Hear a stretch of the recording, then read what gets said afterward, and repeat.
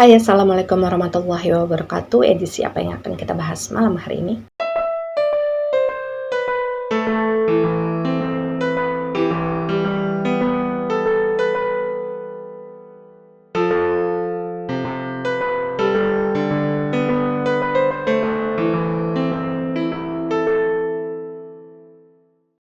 Ya, malam hari ini kita akan masuk lagi ke dalam edisi Dongeng Malam, dan kisah yang akan sama-sama kita dengarkan malam hari ini adalah kisah mengenai sesosok entitas bernama Rima. Disclaimer dulu untuk kalian yang mungkin baru pertama kali mampir di channel YouTube ini, bahwasanya edisi Dongeng Malam adalah edisi di mana kita akan sama-sama mendengarkan kisah mengenai residual memori sesosok entitas yang dulunya pernah hidup. Mengenai percaya atau tidak nantinya kalian, itu sudah menjadi hak kalian sebagai penonton. Yang terpenting adalah bagaimana caranya kita bisa saling menghargai dan juga saling menebarkan energi yang positif. Dan mari kita sama-sama mendengarkan kisah selengkapnya dari sosok bernama Rima, atau yang saya panggil Oma ya di dalam cerita kali ini. Mungkin di antara kalian ada yang bertanya-tanya kenapa kemudian saya memanggil sosok beliau ini dengan sebutan Oma ya. Karena memang ketika beliau meninggal dunia kemudian menjadi sesosok residual energi atau entitas pada saat ini, usia beliau itu sudah cukup sepuh ya, sekitar 60-70 tahunan. Dan sebagai informasi saja untuk kalian bahwa Oma Rima ini berasal dari lain kehidupan sekitar tahun 60-an. Dan sedikit membahas mengenai sosok Oma Rima ketika saya memposting beliau di akun media sosial. Memang sebenarnya kalau secara exposure, cerita dari Oma Rima ini cukup simple ya sebenarnya, dan tidak terlalu mendapatkan banyak perhatian dari para netizen yang menyaksikan beberapa cerita-cerita yang biasanya saya posting. Tapi kemudian entah kenapa saya hanya ingin saja mengupload video tentang Oma Rima, karena menurut saya sendiri akan ada banyak sekali pembelajaran yang akan kita bisa ambil dari kisahnya Oma Rima, baik sebagai orang tua maupun sebagai seorang anak. Sedikit mengisahkan bagaimana masa lalunya Oma Rima ketika beliau ini masih hidup. Dulunya beliau ini memiliki seorang suami yang bisa dikatakan secara materi beliau ini bergelimang harta lah ya. Dan dalam rumah tangga tersebut Oma Rima ini dikaruniai 3 orang anak, 2 orang anak laki-laki dan yang paling bungsu adalah anak perempuan. Dan mungkin kita sebagai orang luar yang melihat bagaimana kehidupan Oma Rima pada saat itu, mungkin kita berpikir Oma Rima pasti hidup dengan sangat bahagia karena seolah-olah beliau ini memiliki segalanya. Kehidupan yang sangat cukup, suami yang baik, anak-anak yang sehat, cerdas gitu, ada laki-laki, ada perempuan. Tapi di balik itu semua, di dalam rumah ketika tidak ada siapapun di sekitar beliau, Oma Rima bilang banyak sekali luka-luka yang dia simpan, rasa tidak nyaman yang dia endapkan sendiri tanpa diketahui oleh orang banyak. Dan seperti cerita-cerita saya yang kebanyakan, entah kenapa kebanyakan cerita yang saya angkat misalkan mengenai orang tua dan anak, itu hubungannya pasti selalu berhubungan dengan anak yang dibesarkan dengan cara yang salah. Seperti halnya anak-anak Oma Rima ya. Kalau menurut Oma Rima, beliau sangat menyesal karena pada akhirnya beliau menyadari kalau beliau ini sudah membesarkan anak beliau dengan cara yang salah, dengan cara memanjakan yang ujung-ujungnya justru membuat anak-anak beliau ini menjadi tidak mengenal rasa empati dan simpati. Dan semakin dewasa anak-anak Oma Rima ini kayak semakin tidak memperdulikan keberadaan orang tua mereka lagi. Jadi kalau kata Oma Rima, dia semakin merindukan keberadaan anak-anaknya. Semakin anaknya mengenal dunia luar, mereka bersosialisasi dengan teman-teman mereka gitu ya. Mereka jarang pulang, dan paling-paling kalau pulang itu cuma pengen minta duit aja, selebihnya mereka pergi. Itu sebenarnya membuat perasaan Oma Rima sebagai seorang ibu itu kayak merindukan masa-masa dulu di mana dia ini masih bisa ngurusin anaknya, masih bisa melukin anaknya. Dan rasa sakit hati Oma Rima terhadap anak-anaknya itu semakin menjadi-jadi ketika kemudian suaminya Oma Rima, kita sebut saja namanya Om Roy ya,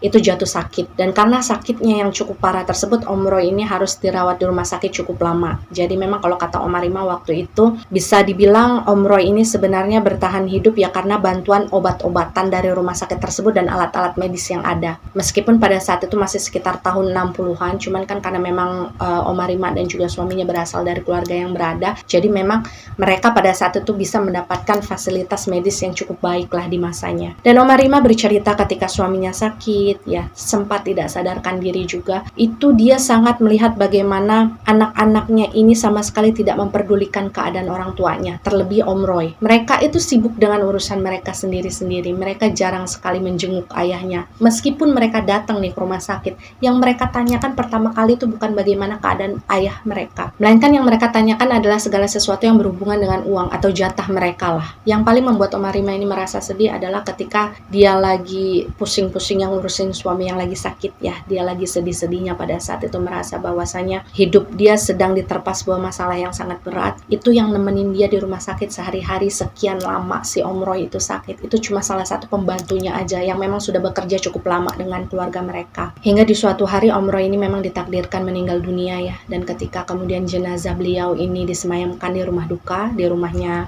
Oma Rima dan juga Om Roy waktu itu, Oma Rima melihat bagaimana ekspresi anak-anaknya pada saat itu, ketiga-tiganya loh ya, itu nggak ada sama sekali yang menampakkan raut sedih atau raut kehilangan. Sangat berbeda dengan ekspresi yang ditunjukkan oleh Oma Rima waktu itu, yang matanya sampai sembab karena nangis nggak berhenti-berhenti. Yang nampak dari ketiga anaknya pada saat itu justru mereka ini saling ketawa-ketawa, ngobrol-ngobrol gitu, kayak sesuatu itu nggak terjadi di dalam rumah mereka pada saat itu. Hingga 2 hari kemudian ketika Om Roy ini jenazahnya sudah dimakamkan ya, posisinya pada saat itu Oma Rima ini sedang sakit. Mungkin karena dia terlalu sedih, pola makan juga kan jadi tidak teratur, jadi beliau ini drop lah keadaannya. Dan ketika beliau ini sakit, Oma Rima bercerita ketiga anaknya tuh datang nih tiba-tiba ke rumah. Karena memang secara umur sebenarnya ketiga anaknya Oma Rima ini bukan usia anak-anak loh. Mereka ini udah dewasa, bahkan 2 anak laki-lakinya Oma Rima itu sudah menikah, sudah punya keluarga sendiri. Dan yang belum menikah memang yang paling bungsu, yang perempuan. Jadi otomatis mereka ini memang tinggalnya tuh terpisah ya dari rumahnya Oma Rima. Dan ketika pada saat itu Oma Rima sakit, ayahnya baru 2 hari dimakamkan, ketiga anaknya tuh datang bebarengan ke rumah. Dan kalian tahu nggak mereka datang untuk apa? Bukan untuk menjenguk keadaan Oma Rima yang waktu itu drop, melainkan untuk meminta bagian jatah warisan mereka.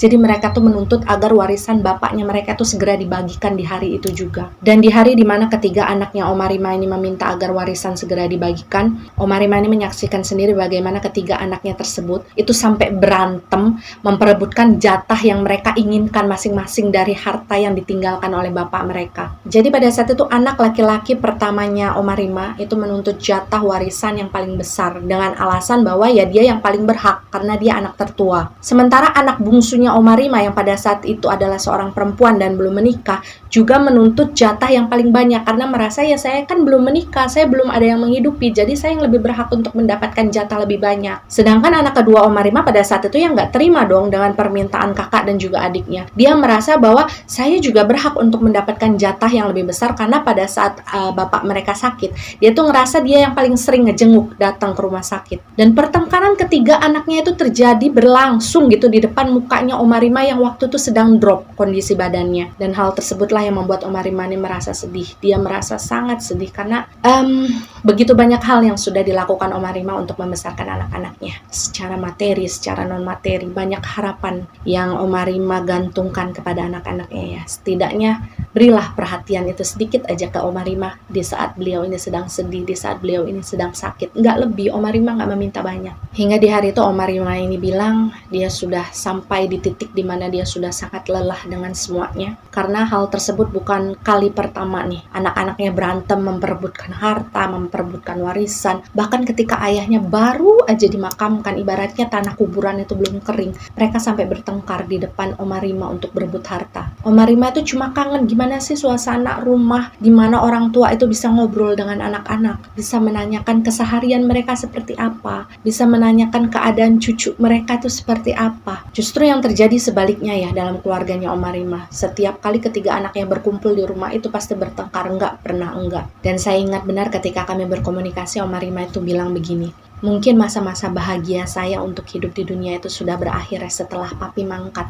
Papi itu maksudnya Om Roy ya, suaminya dia. Jadi waktu itu, 1 hari setelah dia menyaksikan pertengkaran hebat di antara ketiga anaknya memperebutkan harta warisan, Oma Rima ini memutuskan sesuatu yang menurut saya dan menurut beliau juga itu sangat nekat sebenarnya. Tapi menurut Oma Rima waktu itu ya dia harus melakukan itu karena dia ingin menjalani sisa-sisa hidupnya dengan tenang. Dan apa yang dilakukan oleh Oma Rima pada saat itu adalah dia menandatangani sebuah surat di atas materai ya. Jadi ketika malam di rumahnya sudah tidak ada siapa-siapa, dia kan cuma ditemani sama pembantu aja ya di rumah tersebut. Dia nulis sebuah surat kuasa gitu. Di sana dia menuliskan pembagian harta menurut pesan dari suaminya sebelumnya kan. Dalam surat tersebut Oma Rima mengatakan bahwa seluruh harta yang ditinggalkan oleh Om Roy dan juga oleh Oma Rima itu nantinya akan dibagi rata kepada ketiga anaknya, dan juga pembantu yang selama ini selalu membantu, selalu melayani, selalu menemani Oma Rima di berbagai masa-masa sulit yang selama ini dilalui ya oleh Oma Rima, itu juga akan mendapatkan bagian. Dan keputusan yang dituliskan oleh Oma Rima itu tidak bisa diganggu gugat. Dan kalian tahu nggak apa yang kemudian dilakukan oleh Oma Rima setelah beliau ini selesai menuliskan surat kuasa tersebut? Jadi pada malam hari itu juga Oma Rima ini memutuskan untuk pergi meninggalkan rumah. Tidak banyak barang yang beliau bawa dari rumah ya. Jadi kalau yang terlihat dari residual memorinya pada saat itu sambil nangis sesenggukan, Oma Rima ini cuma membawa 2 helai baju dan baju yang nempel di badannya. Terus sisanya dia hanya membawa sebuah dompet kecil, dompet sederhana gitu loh, yang bentuknya tuh kayak dompet yang kalau kita dapat di saat kita beli emas gitu. Kalian tahu ya, kebayang ya modelnya. Dan setelahnya di dalam dompet tersebut diisi oleh Oma Rima ini dengan uang-uang receh yang kemudian digunakan Oma Rima sebagai uang ongkos ketika dia ini pergi dari rumah. Dan pada saat pergi tersebut sebenarnya Oma Rima ini sudah memiliki satu tujuan tempat. Jadi waktu itu Oma Rima ini kan punya teman ya, teman akrab gitu. Sebenarnya teman di zaman dia sekolah, tapi mereka memang sering kontak gitu, sering berhubungan gitu ya melalui pesawat telepon gitu atau surat menyurat. Ketika itu Oma Rima ini berpikir, saya mau ke sana aja lah numpang gitu kan, sebelum saya nantinya akan mencari kehidupan yang lain. Jadi memang pada saat itu Oma Rima memang sudah merencanakan tidak akan pernah kembali lagi ke rumahnya ya. Jadi ketika dia melangkahkan kaki keluar dari rumah, di sana dia sudah berjanji dalam dirinya sendiri bahwa dia tidak akan pernah kembali lagi ke rumah tersebut. Dan awalnya tujuan Oma Rima menemui temannya waktu itu di sebuah tempat, katakanlah ya, itu hanya untuk ya sekedar beberapa hari lah ya, ngobrol, cari teman untuk curhat, untuk menenangkan hati, dan setelahnya baru si Oma Rima ini pergi untuk menjalani kehidupannya sendiri. Tapi ketika Oma Rima ini sampai ke tempat di mana teman dekatnya itu tinggal ya, Oma Rima ini justru mendapatkan kabar yang cukup mengejutkan, bahwasanya sekitar sebulan yang lalu lah ya, temannya Oma Rima ini sudah meninggal dunia karena serangan jantung. Dan memang pada saat itu Oma Rima mengakui bahwasanya beberapa bulan belakangan hubungan atau komunikasi lah ya yang terjalin antara Oma Rima dan teman dekatnya tersebut jarang terjadi. Karena memang kan Oma Rima ini disibukkan dengan kondisi suaminya yang sedang sakit, keluar masuk rumah sakit. Jadi dia nggak sempat untuk setidaknya untuk berhubungan dulu dengan orang-orang yang ada di luar lingkup kehidupannya. Dan mungkin karena hal tersebutlah pada akhirnya Oma Rima ini sampai tidak tahu tentang kabar bahwa teman dekatnya Oma Rima tersebut sudah meninggal dunia. Dan karena memang temannya sudah meninggal dunia, Oma Rima juga tidak memiliki siapa-siapa lagi yang dia kenal untuk menumpang lah setidaknya beberapa hari. Pada akhirnya Oma Rima ini menjadi seorang tunawisma. Dan seperti yang kita bisa bayangkan ya, seorang tunawisma. Jadi Oma Rima ini sempat menjalani kehidupan luntang-lantung kesana kemari, nahan lapar, kehujanan, kepanasan. Bahkan ketika malam Oma mencari tempat tidur, dia sampai harus tidur di depan tokonya orang yang sudah tutup. Dan keesokan paginya beliau diusir karena dianggap mengganggu. Pokoknya yang dihadapi oleh Oma Rima pada saat itu memang betul-betul hidup yang sangat keras untuk bisa tetap bertahan. Dan meskipun pada saat itu Oma Rima ini merasa kesulitan dan kehidupan barunya ya, dia sama sekali nggak kepikiran untuk kembali ke rumah ataupun ke anak-anaknya. Hingga ada satu titik Oma Rima ini cerita ya, dia sampai terpaksa, dia bilang, dia terpaksa menjadi seorang pengemis karena waktu itu dia nggak tahu lagi harus mencari uang seperti apa, sedangkan dia udah kelaparan. Tapi pada saat itu Oma bilang begini, saya tahu kalau mengemis itu tidak baik. Jadi ketika Oma sudah mendapatkan uang yang cukup untuk membeli makanan pada hari itu ya, besoknya ini Oma udah nggak mau mengemis lagi. Dia masih berusaha untuk mencari pekerjaan lain, pekerjaan yang lebih layak untuk mendapatkan uang. Hingga di suatu hari Oma ini memutuskan untuk pergi ke sebuah pasar yang ada di pusat kota. Karena Oma bilang pada saat itu dia berpikirnya gini, pasar itu kan tempat perputaran uang ya, di mana semua aktivitas jual beli kan ada di sana. Jadi Oma yakin setidaknya adalah pasti 1 atau 2 pekerjaan, entah itu kuli, entah itu apa yang bisa Oma kerjakan untuk dia bisa membeli makanan. Dan yang perlu kalian ketahui, usaha Oma untuk bisa mendapatkan pekerjaan di pasar tersebut itu benar-benar harus dia perjuangkan. Jadi untuk beberapa hari di awal, Oma Rima ini sampai nongkrong di pinggiran pasar, tahu nggak kalian? Ngobrol, berusaha SKSD sama pedagang-pedagang yang ada di sana. Setidaknya dia pengen mendapatkan hati dari orang-orang yang ada di pasar agar bisa mempercayai dia. Dan ketika sudah beberapa hari berlalu, proses tersebut dijalankan oleh Oma Rima, dia akhirnya mendapatkan sebuah kepercayaan nih dari pedagang sayur. Jadi pada saat itu pedagang sayur itu memberikan sejumlah sayuran lah ya kepada Oma Rima untuk dititipkan.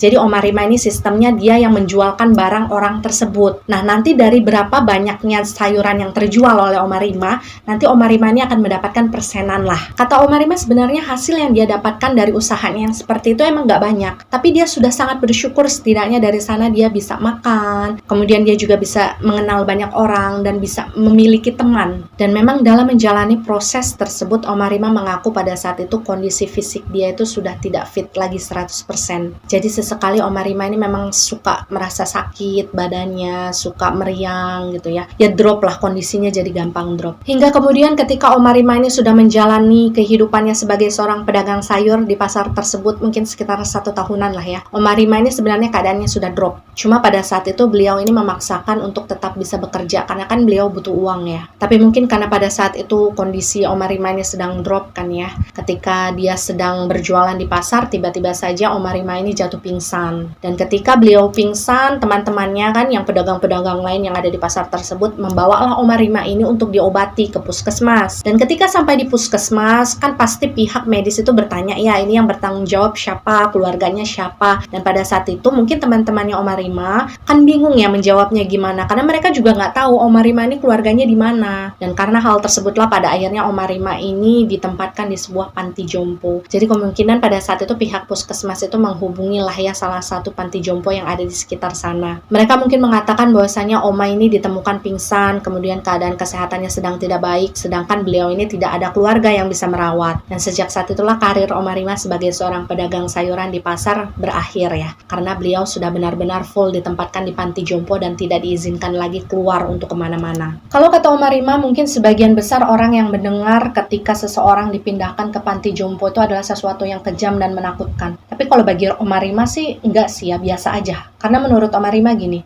dibandingkan dia harus hidup luntang-lantung di luar sana, makan nggak menentu tergantung uang yang dia dapatkan sehari-hari dari berjualan, kemudian tempat tidur yang juga tidak layak, dia digigiti nyamuk, kalau malam kedinginan nggak punya selimut. Jadi ketika kemudian dia dipindahkan ke panti jompo tersebut, ya dia justru merasa bersyukur. Dia bisa menjalani kehidupan selayaknya yang memang harus dia jalani ya di usia dia yang sudah tua. Dan karena memang ketika dipindahkan ke panti jompo, berarti kan Oma Rima pada saat itu nggak bisa ngapa-ngapain gitu kan ya. Sedangkan Oma Rima ini tipe-tipe orang tua yang nggak bisa diem gitu. Dia ini harus mengerjakan sesuatu nih dalam kesehariannya. Dan waktu itu karena memang sudah tidak bisa berjualan lagi, dia juga nggak boleh kemana-mana oleh pihak panti jompo kan. Jadi pada saat itu Oma Rima ini kembali kepada hobi lamanya, yaitu merawat tanaman. Dan kebetulan memang di panti jompo tersebut ada sebuah taman yang cukup besar di bagian tengah-tengah bangunan tersebut ya. Di situ banyak tanaman dan Oma Rima ini diberi kebebasan untuk menanam apapun yang dia mau di dalam taman tersebut. Dan asal kalian tahu ya, ketika kemudian Oma Rima ini menceritakan kesehariannya di panti jompo, merawat tanaman, menanam tanaman-tanaman yang dia suka, itu dia terlihat sangat berbunga-bunga, dia terlihat sangat bahagia, karena mungkin itu adalah salah satu hal yang paling menyenangkan bagi dia di dalam kehidupannya. Jadi Oma Rima bercerita, dia tuh menanam bunga melati, dia menanam bunga mawar, banyaklah bunga-bunga yang ada di taman tersebut. Bahkan tidak hanya bunga ya,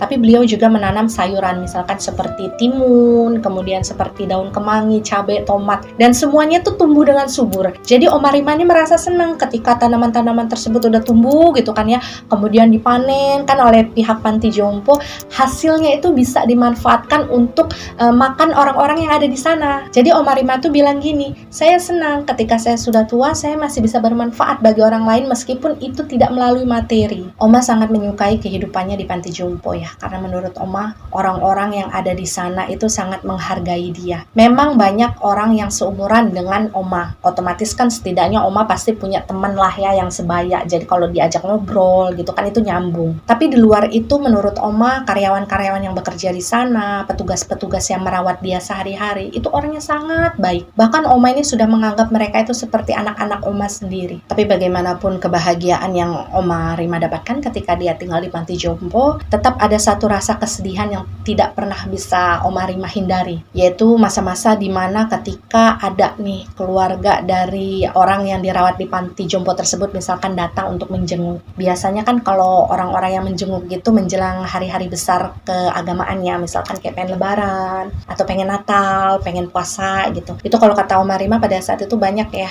teman-teman dia yang dijenguk oleh keluarganya, oleh anak-anaknya. Dan Oma Rima ini satu-satunya orang yang ada di panti jompo tersebut tapi nggak pernah dikunjungi. Jadi memang itu adalah hal yang menyedihkan bagi Oma Rima. Jangankan bagi Oma Rima ya, bagi kita yang mendengarkan aja pasti sedih. Untuk saya pribadi sih sedihnya gini ya, saya membayangkan kalau misalkan masa tua saya nanti begitu gimana. Ketika kita sudah merawat anak kita dengan sebaik yang kita bisa, tapi ternyata ketika kita sudah tua, ketika kita sudah tidak bisa ngapa-ngapain, kita nggak punya apa-apa, mereka lupa dengan kita. Jangan sampai ya, na'udzubillah min dzalik. Dan karena kesedihan tersebut, Oma Rima ini tidak bisa memungkiri bahwa sebenarnya di dalam hati dia itu masih sangat merindukan anak-anaknya. Karena bagaimanapun kan kasih seorang ibu itu sepanjang masa ya. Jadi setiap kali ada keluarga yang datang untuk menjenguk teman-teman dia gitu di panti jompo tersebut, ketimbang menahan rasa sedih, waktu itu Oma Rima bilang dia sering menyendiri di dalam kamarnya. Jadi nanti di dalam kamar tersebutlah Oma Rima ini bisa nangis gitu ya, mengenang anak-anaknya yang selama ini dia rindukan. Dan kisah Oma Rima ini menjalani kesehariannya di panti jompo tersebut mungkin sekitar 4-5 tahunan. Memang nggak terlalu lama ya kalau kata Oma Rima. Hingga kemudian Oma Rima ini kembali drop kondisinya, beliau jatuh sakit, dan pada saat itu nggak tahu kenapa si Oma Rima ini kayak ngerasa gini loh, saya nggak mau dibawa ke rumah sakit. Hal terburuk apapun itu yang misalkan terjadi kepada saya karena sakit ini, ya udah nggak apa-apa. Tapi saya pengen melaluinya di kamar saya yang ada di panti jompo ini. Karena menurut Oma Rima, panti jompo yang dia tinggali pada saat itu menyimpan banyak sekali kenangan-kenangan manis yang tidak ingin Oma Rima tinggalkan. Jadi waktu itu yang terlihat dari residual memorinya Oma Rima ya, Oma Rima ini kan kondisinya drop, udah lemes banget. Karena beliau tidak mau dibawa ke rumah sakit, pada akhirnya pihak medis waktu itu datanglah ke panti jompo. Jadi nginfus Oma Rima, ngurusin Oma Rima beberapa hari. Walaupun memang pada akhirnya setelah beberapa hari menjalani perawatan, Oma Rima ini menghembuskan nafasnya yang terakhir. Oma Rima meninggal memang dalam keadaan yang sangat tenang waktu itu. Jadi ketika beliau ini sedang tidur, tapi jauh di dalam hatinya, Oma Rima bilang hatinya tuh kayak masih bergejolak. Dia masih menahan rasa rindu kepada anak-anaknya. Jadi selama ini dia selalu berusaha mengacuhkan rasa rindunya kan ya. Dia berusaha untuk menegarkan dirinya. Tapi sebenarnya di dalam hatinya dia tuh rapuh, dia sedih. Dan setelah sekian lama berlalu, ketika hari pertama di mana Oma Rima ini memutuskan untuk keluar dari rumah dia ini sebenarnya bertanya-tanya loh, anak saya ini nyariin saya enggak ya? Mereka khawatir enggak sih dengan saya? Dan pertanyaan tersebut memang sampai detik ini itu seperti menggantung di kepalanya Oma Rima. Jadi sampai sekarang beliau ini meskipun sambil bercanda ya nadanya, selalu bertanya seperti ini, anak-anak saya nyariin saya enggak ya waktu itu?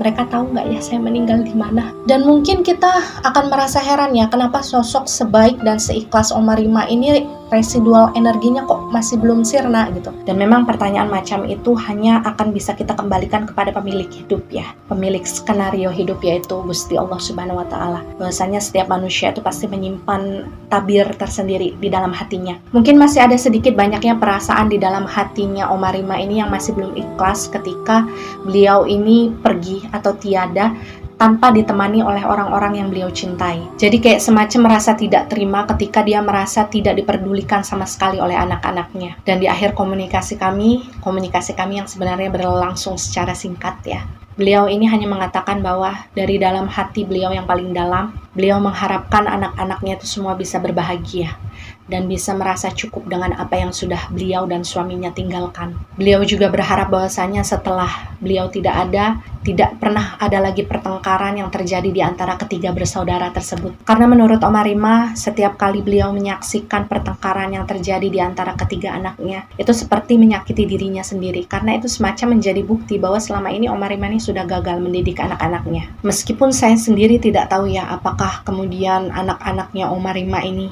ada yang masih hidup sampai sekarang, atau bagaimana kehidupan mereka saat ini, atau bagaimana keturunan mereka sampai sekarang. Kalaupun mungkin salah satu anak Oma Rima mungkin sampai sekarang masih hidup dengan usia yang sudah tua ya, sudah pasti. Dan kalau mungkin beliau juga menyaksikan cerita ini dan merasa bahwa kok sepertinya cerita Oma Rima ini seperti cerita ibu saya ya gitu. Saya hanya ingin mengatakan bahwasanya Oma Rima, yakni ibu kalian, itu sangat mencintai kalian apa adanya. Meskipun selama ini kalian tidak pernah menganggap beliau ada, meskipun selama ini kalian tidak pernah memberikan apa yang seharusnya Oma Rima pantas dapatkan, setidaknya kasih sayang lah ya.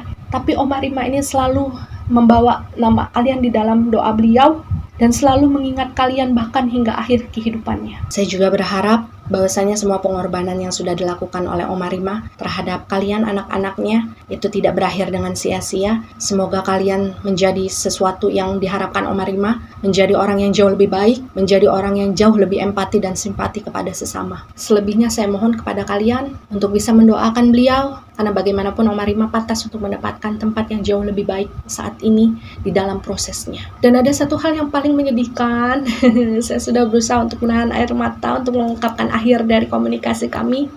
Oma Rima bilang gini ya, satu hal yang paling membuat dia sedih ketika dia sudah tiada, kemudian mendapati dirinya justru menjadi entitas yang tersisa gitu ya, yang belum sirna, adalah gini. Oma Rima selama ini menyangka ketika dia sudah meninggal dunia, beliau ini bisa bertemu dengan suaminya, yaitu Om Roy. Tapi ternyata tidak. Jadi pada saat itu Oma Rima bilang gini, Oma kangen deh sama papinya anak-anak. Oma kangen sama suara ketawanya papi yang khas. Oma juga kangen sekali dengan bau keringatnya papi yang menurut Oma itu bau yang paling wangi sedunia. Dan ini juga menjadi salah satu informasi buat kalian ya, bahwasanya setiap manusia yang meninggal dunia itu terkadang tidak bisa bertemu gitu ya, dalam dimensi mereka berada. Jadi tidak melulu orang yang saling cinta, tidak melulu orang yang saling sayang, yang mungkin ketika di dunia hidupnya bersama, itu ketika meninggal, ketika menjalani proses, mereka akan ketemu.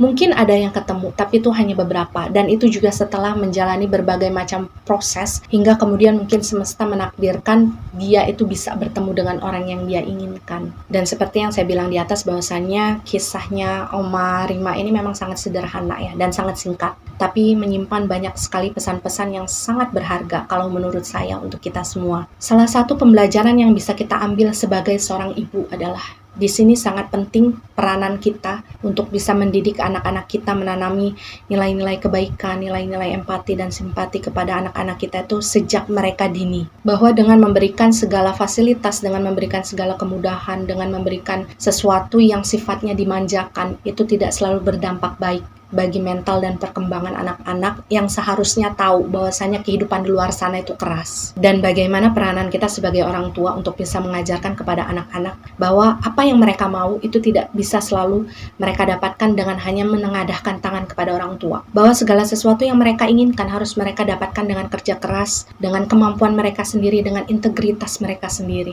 Dan sebagai seorang anak dari seorang ibu, ceritanya Oma Rima ini seperti memberitahukan kepada saya bahwa tidak semua ibu itu bisa mengungkapkan perasaannya. Tidak semua ibu itu bisa mengungkapkan kata-kata untuk menjelaskan apa sih keinginannya. Seorang ibu itu yang sebenarnya cuma pengen diperhatiin aja kok sama anaknya. Cuma pengen ditanyain aja kabarnya gimana. Jadi mungkin bagi kalian yang masih memiliki kesempatan, yang masih memiliki ibu, yang masih sehat walafiat, amin ya robbal alamin ya. Nggak ada salahnya sewaktu-waktu kita memeluk ibu kita dari belakang, nanyain gimana keseharian beliau. Hal-hal seperti itu udah cukup kok membuat orang tua kita merasa senang. Dan khususnya buat kalian yang masih belum menikah nih, ibaratnya masih tinggal sama orang tua, yang masih menjadi tanggung jawab orang tua, kalian harus ingat satu hal. Kalau misalkan orang tua kalian lagi marah nih sama kalian, ya nggak apa-apa lah, terima aja. Selama apa yang diajarkan oleh orang tua kalian itu masih ada di jalan yang benar ya. Karena percayalah sama saya, ketika orang tua kalian nanti salah satunya nggak ada, atau bahkan dua-duanya nggak ada, itu adalah hal yang terberat yang harus kalian lalui di dalam kehidupan kalian. Karena sejatinya tidak ada rindu yang paling menyiksa selain ketika kita merindukan seseorang yang sudah tidak ada lagi di dunia. Percayalah. Dan ya, demikianlah keseluruhan cerita sederhana dan singkat dari Oma Rima. Saya berharap banyak sekali pembelajaran yang sama-sama kita ambil dari cerita beliau, karena beliau ini sangat bahagia ketika kehidupannya bisa menjadi manfaat bagi orang lain. Kita sama-sama mendoakan agar Oma Rima ini dapat menjalani prosesnya dengan cepat dan juga bisa sirna menuju ruh sejatinya di rumah Tuhan ya. Amin ya robbal alamin.